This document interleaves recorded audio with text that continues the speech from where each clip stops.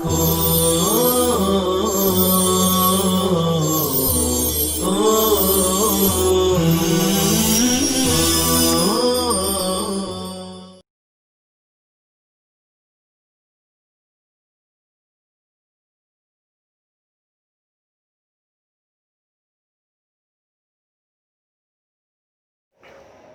اللہ الرحمن الرحیم الحمد للہ وحدہ والصلاة والسلام علی من لا نبی بعدہ اما بعد۔ اگلا شعر ہے حام الفؤاد بأعرابیۃ سکنت بیتا من القلب لم تمدد له الطنوب۔ حام یحیم حیمن، حام بکذا، فریفتہ ہونا، کسی پہ دل آ جانا۔ حام الفؤاد، فؤاد مشہور لفظ ہے دل کو کہ اعرابیۃ، دیہاتی عورت کو کہتے ہیں۔ اعرابی کی مؤنث ہے اور اعراب دیہاتی لوگوں کو کہتے ہیں۔ اعراب بعض لوگ کہتے ہیں یہ اعرابی جن کی جمع ہے، قرآن نے بھی یہ لفظ استعمال کیا، قالت الاعراب آمنا۔ سکن یسکن سکونا، رہائش پذیر ہونا، رہنا۔ لم تمدد لہ الطنوب، طنوب جمع اطناب، اس کے معنی خیمے کی لمبی رسی جس کو باندھا جاتا ہے تاکہ خیمہ مضبوط رہے، اسی کو طنوب کہتے ہیں، اس کی جمع اطناب ہے۔ مد یمد، اسی رسی کو کھینچنا۔ حام الفؤاد باعرابیۃ، اعرابیۃ موصوف ہے، سکنت بیتا من القلب لم تمدد لہ الطنوب، پوری اس کی صفت ہے۔ ترجمہ ہے میرا دل ایک ایسی دیہاتی عورت پر فریفتہ ہو چکا ہے۔ حام الفؤاد باعرابیۃ، میرا دل ایک ایسی دیہاتی عورت پر فریفتہ ہو چکا ہے جو دل کی کوٹھری میں رہتی ہے۔ سکنت بیتا من القلب، جو دل کی کوٹھری میں رہتی ہے، جس کے لیے اس نے تنابیں نہیں کھینچا۔ لم تمدد لہ الطنوب، جس کے لیے اسے تنابیں نہیں کھینچنی پڑی۔ دوسرا لازمی ترجمہ، جس کے لیے اسے خیمہ بھی نصب نہیں کرنا پڑا۔ وہ دل کے ایسی کوٹھری میں رہتی ہے جس کے لیے اسے تنابیں کھینچنی نہیں پڑی، خیمہ نصب نہیں کرنا پڑا۔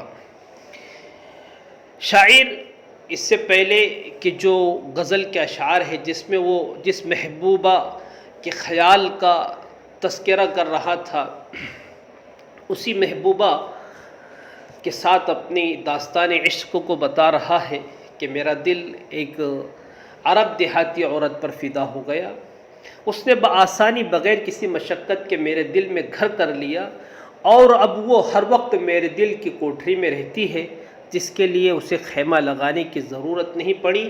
میرے دل پر بس اب اسی کا راج رہتا ہے۔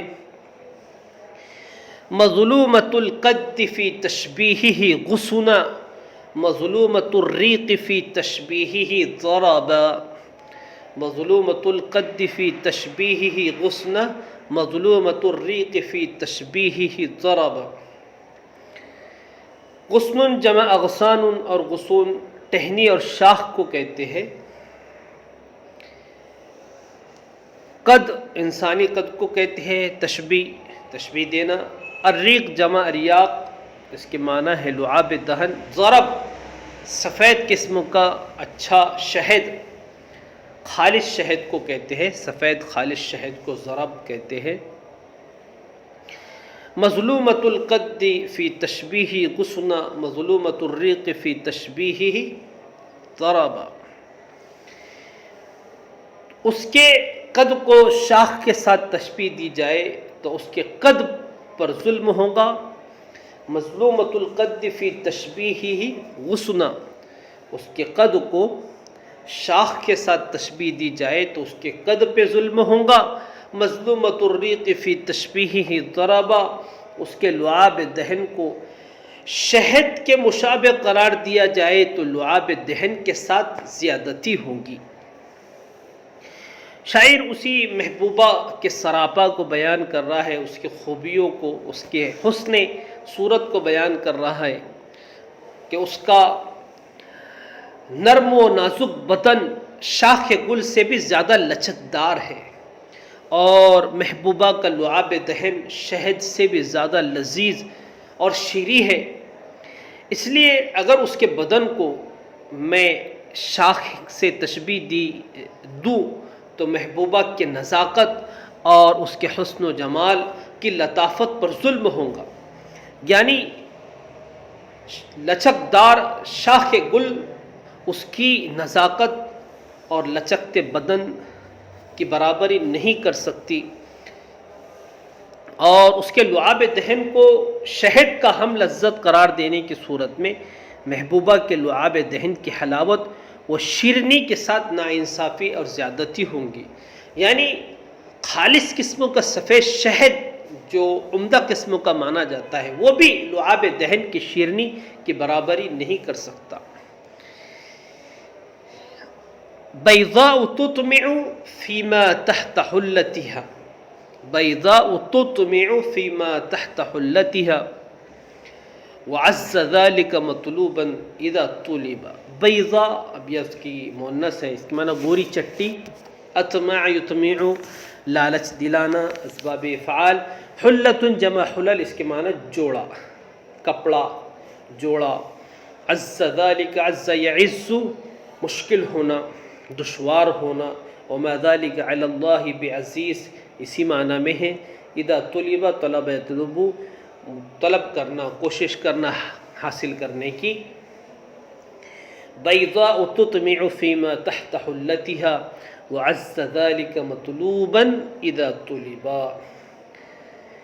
ترجمہ ہے محبوبہ ایسی گوری ہے، محبوبہ ایسی گوری ہے جو اپنے لباس کے نیچے کے حصے میں لالچ دلاتی ہے، تطمع فیما تحت حلتها جو اپنے لباس کے نیچے حصے میں لالچ دلاتی ہے، وعز ذلك مطلوبا اذا طلبا اور یہ مقصد نہایت دشوار ہے جب اس کو طلب کیا جائے، اور یہ مقصد نہایت دشوار ہے جب اس کو طلب کیا جائے۔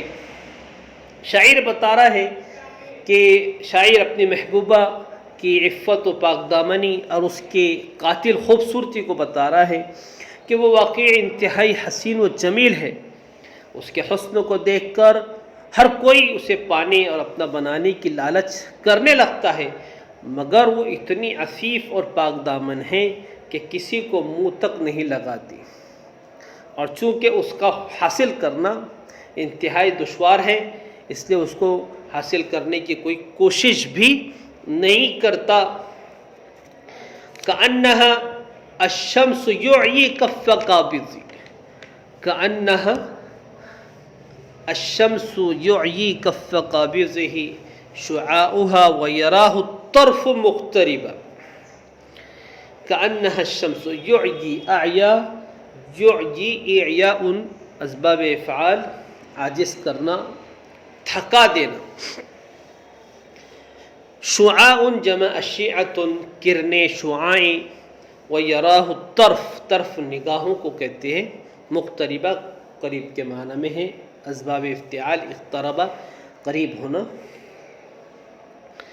کأنها الشمس یعیی کف قابضه شعاعها، شعاعها یعیی کا فاعل ہے اور کف قابضه یہ ترکیب اضافی مفعول به مقدم ہے، ویراہ الطرف مقتربہ، مقتربہ موصوف مفعول به ہونے کی وجہ سے یا پھر مفعول به ہونے کی وجہ سے حال ہے، مفعول به ہونے کی وجہ سے منصوب ہے۔ ترجمہ ہے ایسا لگتا ہے کہ یہ حسینہ آفتاب ہے، ایسا لگتا ہے کہ یہ حسینہ آفتاب ہے جس کی کرنیں اپنے پکڑنے والے کی ہتھیلی کو تھکا دیتی ہے، یعیی کف قابضہ شعاؤها جس کی کرنیں اپنے پکڑنے والے کی ہتھیلی کو تھکا دیتی ہے، ویراہ الطرف مقتربہ حالانکہ نگاہیں اسے قریب دیکھتی ہے، قریب سمجھتی ہے،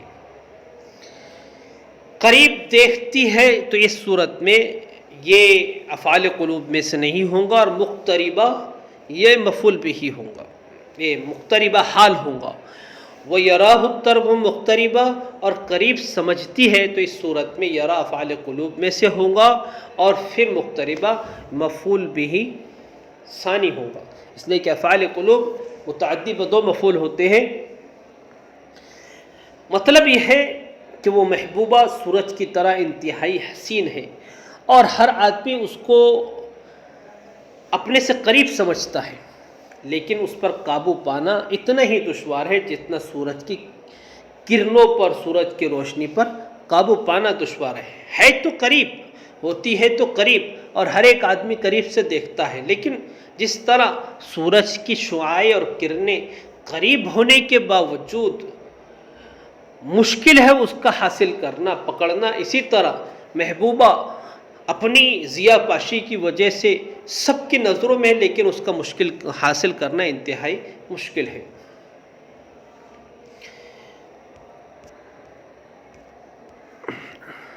مرت بنا بین تربیہا فقلت لہا من این جانس ھذا الشادن العرب، مرت بنا بین تربیہا فقلت لہا من این جانس ھذا الشادن العرب۔ مرہ یمر مرورا مشہور لفظ ہے گزرنا، عام طور پر اس کا صلہ با آتا ہے۔ تربن جمع اطراب، سہیلی کو کہتے ہیں، معمر لڑکی کو کہتے ہیں۔ جانسا ہم جنس ہو جانا، مشابہ ہونا، شادن ہرن کا وہ بچہ جو مضبوط ہو گیا ہو، یہاں مراد محبوبہ ہے۔ اہل عرب، شعراء عرب محبوبہ کو اکثر ہرن یا نیل گائے سے تشبیہ دیا کرتے تھے۔ العرب، عرب لوگوں کو کہیں گے مرت بنا بین تربیہا فقلت لہا من این جانس ھذا الشادن العرب۔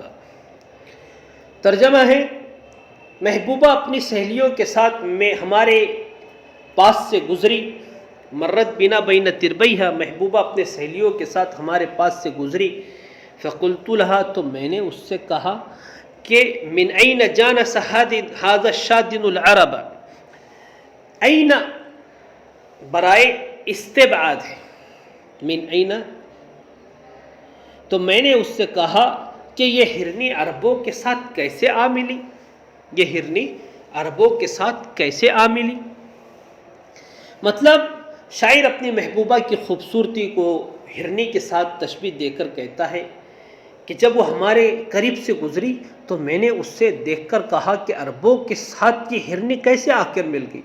عرب تو شکار کے عادی ہوتے ہیں اور ہرن ان کا مخصوص شکار سمجھا جاتا ہے، پھر بھی محبوبہ ان عربوں کے ساتھ ٹہلنے کے لیے نکلی، یہ تو باعث حیرت ہے۔ فاستضحكت ثم قالت كالمغيث يرى ليس الشرى وهو من عجل اذا انتسب، فاستضحكت ثم قالت كالمغيث يرى ليس الشرى وهو من عجل اذا انتسب۔ استضحكت کھلکھلا کے ہنسنا، مغیث وہی ممدوح مغیث بن علی بن بشر العجلی، یرا یہ افعال قلوب میں سے ہے۔ یہاں شرع ایک جگہ ہے، نہر فرات کے قریب ایک جنگل ہے جہاں بکثرت شیر رہتے ہیں، وہاں کے شیر کو مثال کے طور پر پیش کیا جاتا ہے اور کیا جاتا تھا بہادری میں۔ وَهُوَ مِنْ عِجْلٍ، عجل سے مراد بنو عجل جو ممدوح کا قبیلہ ہے۔ اِذَا انتسب، انتسب ينتسب، اپنی نسبت ظاہر کرنا، اپنی نسبت جوڑنا۔ فاستضحكت، ترجمہ ہے تو وہ کھل کھلا کر ہنس کر بولی، وہ کھل کھلا کر ہنس کر بولی کہ میں مغیث کی طرح ہوں، جو شرع مقام کا شیر سمجھا جاتا ہے۔ یرا لیس الشرع، وہ شرع مقام کا، جو شرع مقام کا شیر سمجھا جاتا ہے۔ وَهُوَ مِنْ عِجْلٍ اِذَا انتسب، حالانکہ وہ بنی عجل میں سے ہے جب وہ اپنا نسب بیان کرے۔ مطلب شاعر کہہ رہا ہے کہ جب میں نے عربوں کے ساتھ اس کی اس مل جل کے رہنے پر اس تعجب کا اظہار کیا تو وہ ہنس کر بولی، کھل کھلا کر ہنس کر بولی کہ آپ کو اتنی سی بات نہیں سمجھ میں آتی؟ جیسے مغیث ہے تو انسانوں میں سے، بنو عجل میں سے ہے، لیکن اس کو شیر سمجھا جاتا ہے، مقام شرع کا شیر سمجھا جاتا ہے۔ اسی طرح میں ہوں ہرنی، اور عربوں کے ساتھ میرا رہنا کوئی باعث تعجب نہیں ہونا چاہیے۔ اس شعر میں فاستضحکت ثم قالت کالمغیث کالمغیث، اس شعر میں حسن تخلص ہے، حسن تخلص ہے۔ اصل میں مدحیہ قصیدے میں ابتدا ہی سے ممدوح اور موصوف کی تعریف بیان نہیں کی جاتی، بلکہ ابتدا میں تشبیب کے اشعار ہوتے ہیں، غزل کے اشعار ہوتے ہیں، جس میں محبوبہ کے زلفوں کو سنوارا جاتا ہے اور اس کی خوبصورتی اور خوبصیرتی وغیرہ جتنے محاسن ہیں اس کو بیان کیا جاتا ہے، اور پھر غیر شعوری طور پر غزل سے مدح کی طرف کلام کے رخ کو پھیر دیا جاتا ہے، اور جس شعر پر کلام کے رخ کو پھیرا جاتا ہے اسی شعر کو مخلص یا گریز کہتے ہیں، اور اس طرز کو حسن تخلص کہتے ہیں۔ شاعر جتنا باکمال ہوں گا اس کی گریز اور مخلص اتنی ہی باربط ہوں گی۔ سامع کو محسوس بھی نہیں ہوگا کہ شاعر نے اپنے کلام کا رخ غزل سے اب مدح کی طرف پھیر دیا ہے۔ جیسے یہاں دیکھیے، یہ متنبی کے قادر الکلام شاعر ہونے کی بہت بڑی دلیل ہے کہ اس نے اپنی محبوبہ کے زبان سے ہی ممدوح کا لفظ نکال دیا اور ممدوح کا نام نکلوا دیا، اور اس طرح پھر یہاں سے اب اصل ممدوح کی تعریف شروع ہو رہی ہے۔ یہ متنبی کا کمال ہے۔